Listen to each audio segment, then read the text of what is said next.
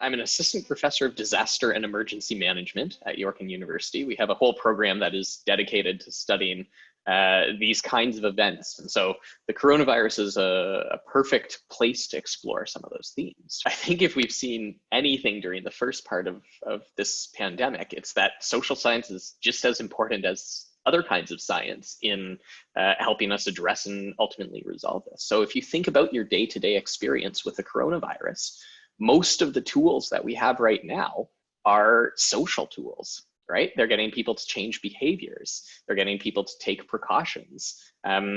Things like getting me to wash my hands regularly, avoid touching my face, stay home.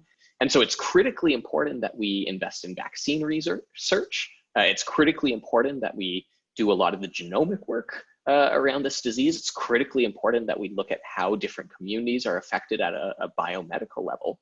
But those things have to be complemented by these social dimensions, right? The interventions that we have right now are ultimately social interventions.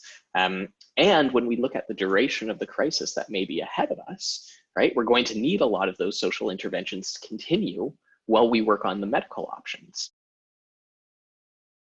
To step back for a second and give some context, one of the major parts of our project is to deploy a longitudinal survey across Canada. So this basically means tracking Canadians' beliefs and views and behaviors over time, right? We're trying to see how they change from the beginning of the pandemic to the end, potentially even how they last after the pandemic, and do that monitoring across time so that we can see this variation both within communities and over time.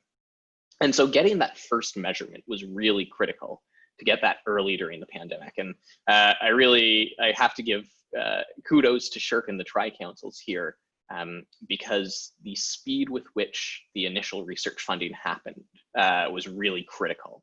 Another thing that's important to our project is making sure to get this data into the hands of decision makers. So we've been working closely with the Public Health Agency of Canada, with Statistics Canada, and with a number of the provincial and municipal players.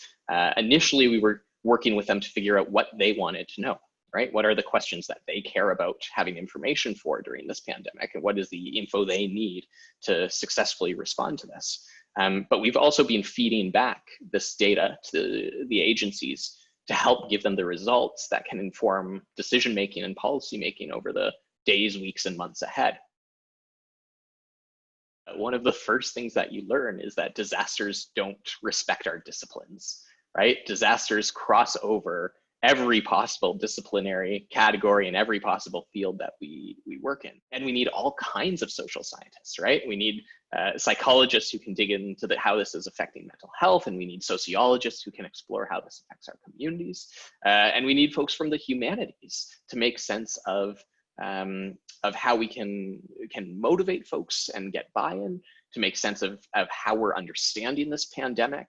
And so when we have those complementary perspectives, we're able to solve and to address this crisis in a much more meaningful and sustainable way, particularly when we're looking at a challenge that's going to continue on for an extended period of time with some really adverse consequences.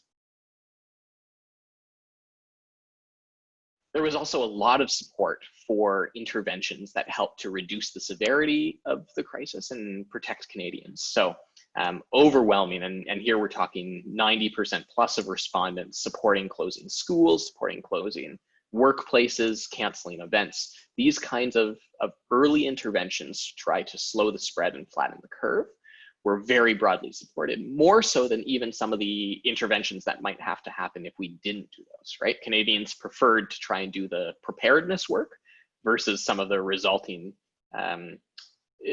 requirements.